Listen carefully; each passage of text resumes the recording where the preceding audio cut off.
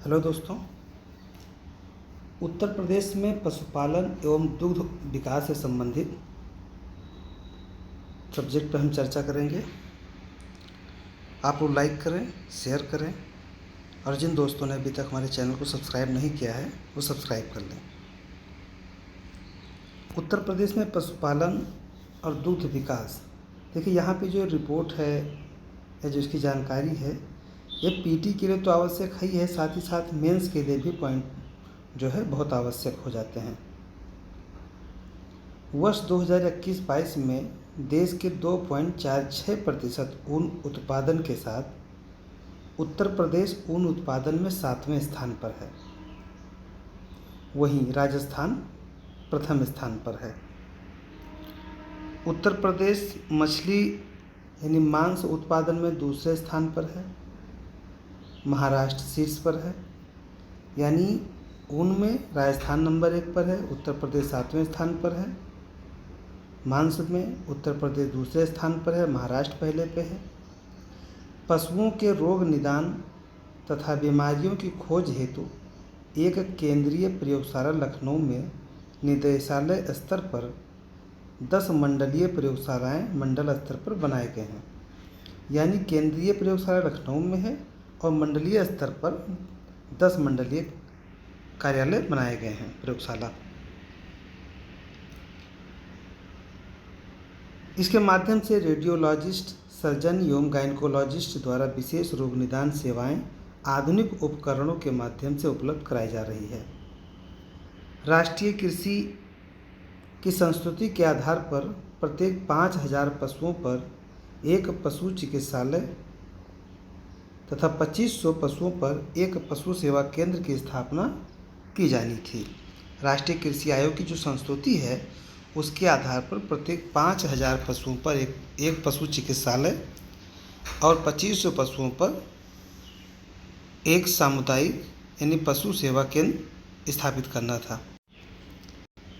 20वीं पशु गणना 2019 के अनुसार उत्तर प्रदेश में कुल पशुओं की संख्या 68 मिलियन थी, जो इस संदर्भ में देश में सबसे ज़्यादा है, यानी प्रथम स्थान पर है।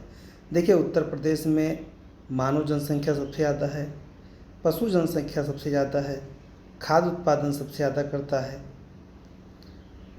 20वीं पशु गणना 2019 के अनुसार उत्तर प्रदेश में कुल गोवंशीय पशुओं की संख्या 19 मिलियन थी और इस संदर्भ में इसका पश्चिम बंगाल के बाद दूसरा स्थान है।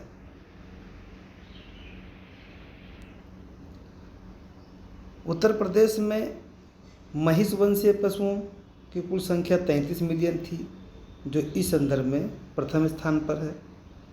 देखिए गोवंशीय से संबंधित हो गया, जैसे गाय है इस प्रजाति की, महिष वंशीय मतलब जैसे भैंस है ऐसी प्रजाति की, तो इसलिए टोटल में तो उत्तर प्रदेश नंबर 1 पर है, गोवंशीय में नंबर 2 पर है, पश्चिम बंगाल नंबर 1 पर है, महिष वंशीय में उत्तर प्रदेश नंबर 1 पर है। उत्तर प्रदेश में बकरियों की संख्या 14.5 मिलियन है, जो कि राजस्थान और पश्चिम बंगाल के बाद तीसरे स्थान पर है। भेड़ों की संख्या 1 मिलियन और सूअरों की संख्या 0.41 मिलियन थी।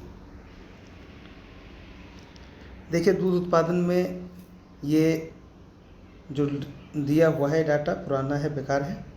उत्तर प्रदेश नंबर 1 पर आ गया है, इसमें बदलाव हो चुका है, राजस्थान नंबर 2 पे पहुंच चुका है। तो इसे जो है आप इस पॉइंट को काट दीजिए। यहाँ पे ये याद रखिएगा कि दूध में यूपी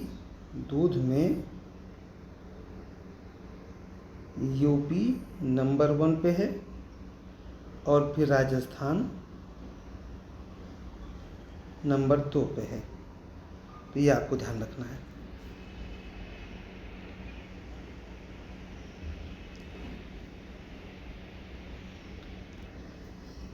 सीमित संसाधनों के कारण उत्तर प्रदेश में प्रत्येक लगभग 15,000 पशु संख्या पर एक पशु चिकित्सालय स्थापित है।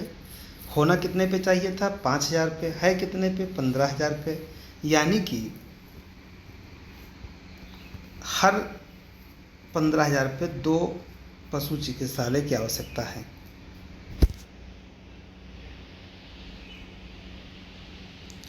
दुग्ध विकास सहकारिता के क्षेत्र में दुग्धशाला विकास कार्यक्रमों का अपना एक गौरवशाली इतिहास है। सर्वप्रथम 1907 में कटरा सहकारी दुग्ध समिति इलाहाबाद में करने के साथ प्रदेश में ही नहीं बल्कि देश में यह पहला अवसर था जब दुग्ध व्यवसाय के क्षेत्र में सहकारिता का प्रादुर्भाव हुआ।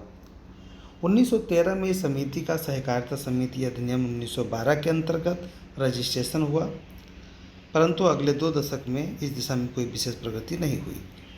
1937 में देश के प्रथम दुग्ध संघ लखनऊ दुग्ध उत्पादक सहकारी संघ की स्थापना उत्तर प्रदेश की राजधानी लखनऊ में की गई थी।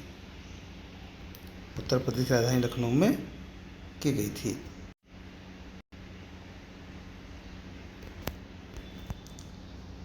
प्रदेश में दुग्धशाला विकास को यानी प्रदेश में दुग्धशाला विकास को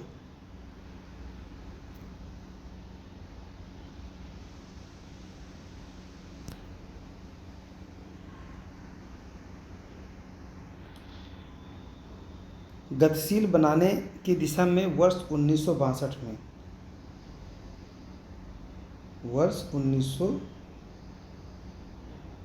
में प्रादेशिक कोऑपरेटिव डेयरी फेडरेशन लिमिटेड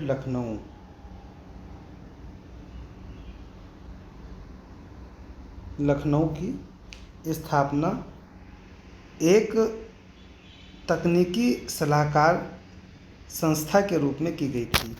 किस रूप में की गई थी? एक तकनीकी सलाहकार संस्था के रूप में। 1970-71 में ऑपरेशन फ्लड 1 योजना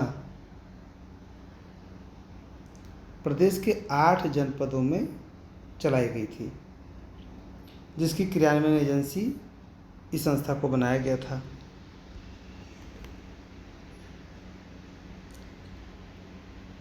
मात्र 8 जनपद में सीमित होने के कारण यह योजना कोई विशेष प्रभाव परिलक्षित नहीं कर पाई। उत्तर प्रदेश दुग्ध अधिनियम 1976 पारित कर 1976 में एक पृथक विभाग के रूप में दुग्धशाला विकास विभाग की स्थापना कर दुग्ध आयुक्त का पद सृजित किया गया। देखिए, उत्तर प्रदेश में यहाँ से विकास शुरू हुआ कि एक दुग्ध अधिनियम पारित किया गया उत्तर प्रदेश में क्षेत्र में, और उसी से संबंधित एक पृथक विभाग बना दिया गया। एक दुग्ध आयुक्त का पद सृजित किया गया। 1976 में ही उत्तर प्रदेश राज्य दुग्ध परिषद का गठन कर दुग्ध अधिनियम 1976 की धारा 3 के अधीन एक निगमित निकाय के रूप दिया गया। उसके बाद ऑपरेशन फ्लड दूसरा चरण चला 81-85, तीसरा चला 85-96 में, और इसका प्रभाव हुआ कि 30 जनपदों में का चयन किया गया। पहले 8 थे ही, और इस 30 जनपदों में दूध संघ का गठन करके ऑपरेशन फ्लड योजना को क्रियान्वित किया गया। उत्तर प्रदेश में खनिज मुख्यतः दक्षिण के पठारी क्षेत्र में पाए जाते हैं। खनिज दक्षिण पठारी क्षेत्रों में यानी बुंदेलखंड और बघेलखंड का जो क्षेत्र है वहाँ पाए जाते हैं। उत्तर प्रदेश के अन्य क्षेत्रों में खनिज संसाधनों के निर्धन होने का प्रमुख कारण यहाँ भूगर्भिक संरचना में अधिकांश जलोढ़ निक्षेप का होना है, जिसमें प्राय खनिज का अभाव पाया जाता है। उत्तर प्रदेश में देश में एंडालुसाइट डायस्पोर खनिज संसाधन प्रमुख धारक हैं। यहाँ 78% एंडालुसाइट, 37% डायस्पोर और 17% सिलिमेनाइट, 10% पायरोफाइलाइट संसाधन विद्यमान हैं। हमीरपुर डायस्पोर के लिए और पायरोफाइलाइट में अग्रणी जिला है, और इसके अतिरिक्त झांसी, ललितपुर, महोबा में भी इसकी उपस्थिति पाई जाती है। वर्ष 2020 में सोनभद्र के हरदी एवं सोन पहाड़ी महूली में सोने का भंडार मिलने की पुष्टि हुई है। कहाँ पे हुआ है?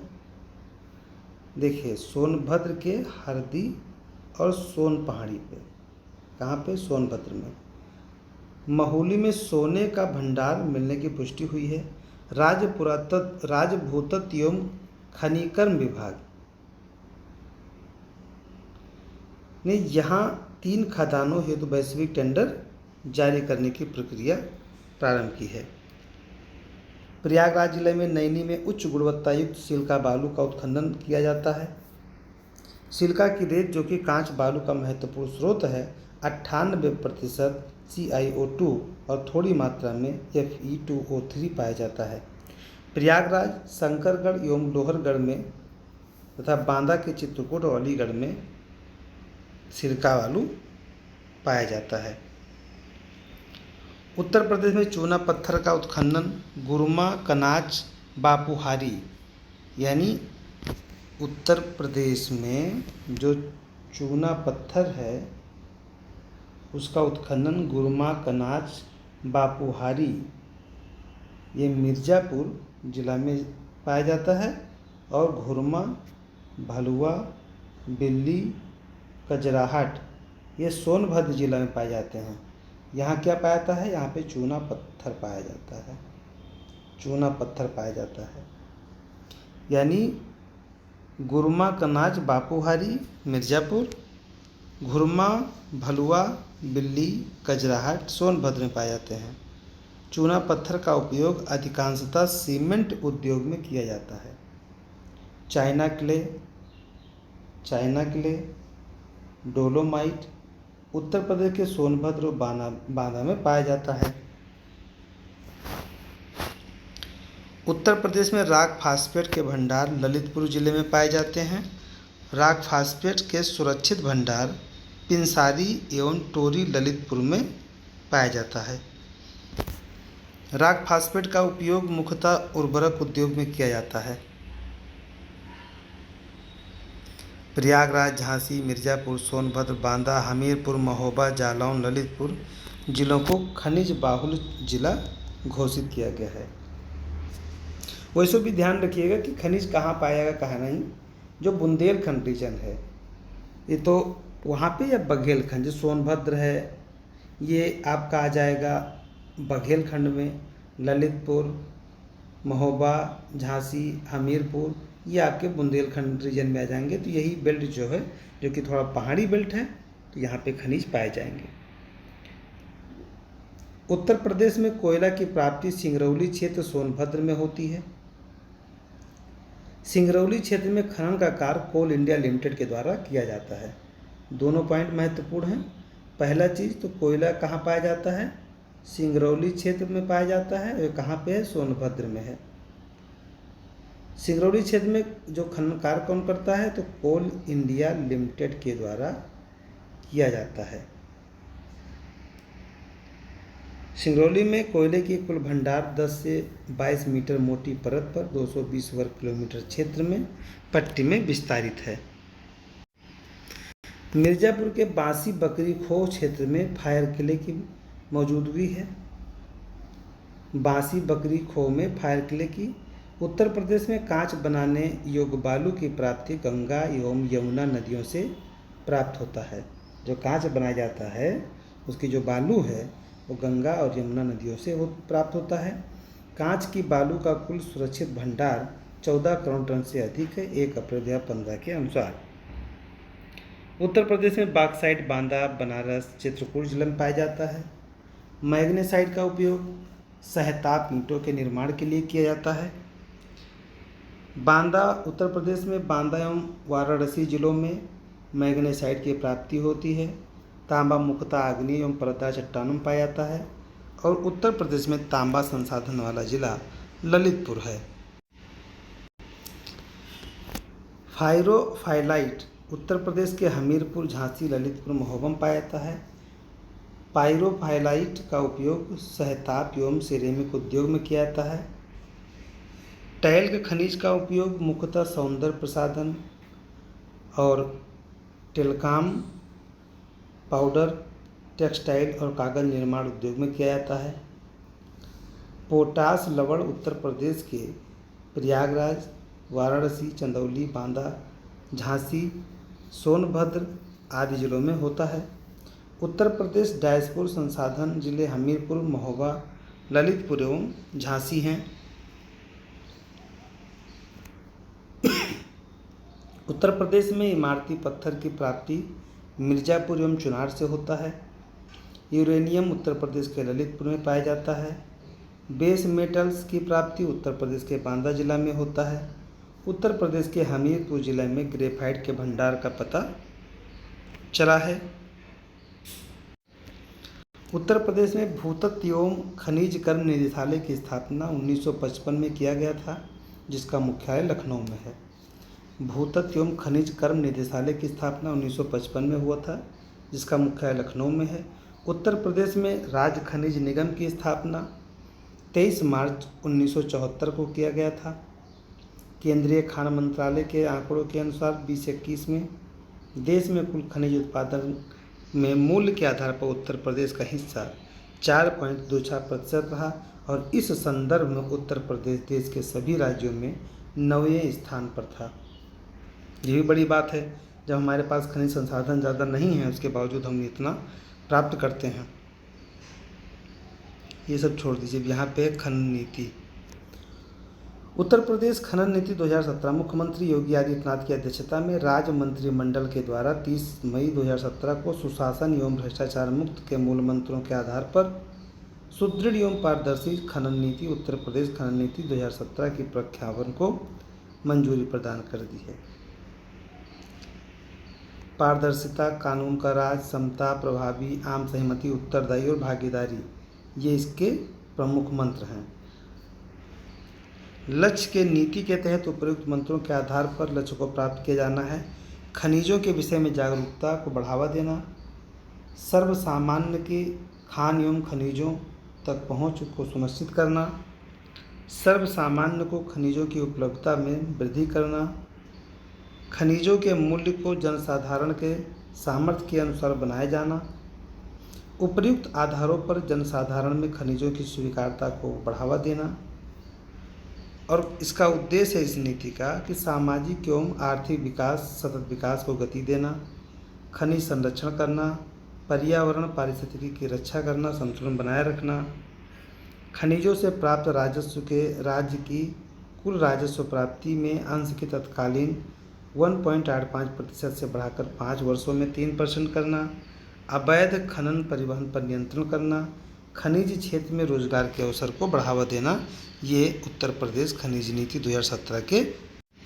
खनिज उद्योग में स्वच्छ प्रतिस्पर्धा को बढ़ावा देना, खनिजों के वैज्ञानिक विकास एवं तकनीकी ज्ञान, सुविधा तथा परामर्श उपलब्ध कराना, खनिज संबंधी सूचना आंकड़ों को उपलब्ध कराना, इस क्षेत्र में निजी पूंजी निवेश को प्रोत्साहन, उद्यमिता का विकास करना, तकनीक के माध्यम से खनिज भंडारों के अन्वेषण को प्रोत्साहित करना, ई टेंडरिंग, ई नीलामी, ई बिडिंग प्रणाली के माध्यम से खनिज क्षेत्र में पारदर्शिता लाना तथा इससे भ्रष्टाचार मुक्त बनाना है। खनन से प्रभावित व्यक्तियों हेतु कल्याणकारी योजनाओं का संचालन करना। उत्तर प्रदेश राज्य के GSBA में खनन एवं उत्खनन का हिस्सा वर्ष 2021 में मात्र 1.2% है। ये छोड़ दीजिए, इसका कोई मतलब नहीं है। प्रदेश में खनिज संसाधनों के प्रमुख क्षेत्र हैं चूना पत्थर, गुरमा, कनाच, बापूहारी मिर्ज़ापुर, घुरमा, भलुआ, बिल्ली, कजराहट सोनभद्र है। कोयला सिंगरौली सोनभद्र में है। बाक्साइट बांदा, बनारस, ललितपुर, डोलोमाइट बारी सोनभद्र बांदा में है। कांच बालू प्रयागराज, बांदा, अलीगढ़, चित्रकूट है। पोटास लवण प्रयागराज, चंदौली, बांदा, झांसी, सोनभद्र। एंडालूसाइड सोनभद्र, मिर्ज़ापुर। पायरोफाइलाइट झांसी, ललितपुर, महोबा, हमीरपुर। सेलखड़ी हमीरपुर, झांसी। पायराइट सोनभद्र। राग phosphate Lalitpur. Fire clay Bansi, बकरी खो, मिर्ज़ापुर, सोनभद्र है। हीरा बांदा, मिर्ज़ापुर। सोना सोनभद्र, ललितपुर और तांबा ललितपुर के सोनराई क्षेत्र में पाया जाता है। यूरेनियम ललितपुर में है। संगमरमर मिर्ज़ापुर सोनभद्र में है। एस्बेस्टस मिर्ज़ापुर झांसी में है। जिप्सम झांसी हमीरपुर में है। सैंडस्टोन मिर्ज़ापुर में है। डायस्पोरा हमीरपुर, झांसी, महोबा, ललितपुर है। ग्रेनाइट बांदा, झांसी, हमीरपुर, ललितपुर, महोबा, जालौन, सोनभद्र है। लौह अयस्क Lalitpur. Calcite Mirzapur. China clay Sonbhadra, Banda. Feldspar Jhansi. Sillimanite Sonbhadra. गेरू बांदा में पाया जाता है। तो ये रहे आपके महत्वपूर्ण खनिज संसाधन और उनके क्षेत्र, यानी बघेलखंड और बुंदेलखंड में ज़्यादातर जितने खनिज संसाधन हैं पाए जाते हैं। बाकी जो कांच बालू है सब यमुना गंगा नदियां हैं, यहाँ से पाई जाती हैं। और तराई क्षेत्र में जो कि दलदल है तो इसलिए वहाँ पे खनिज संसाधन नहीं पाए जाते हैं। धन्यवाद। जय हिंद, जय भारत।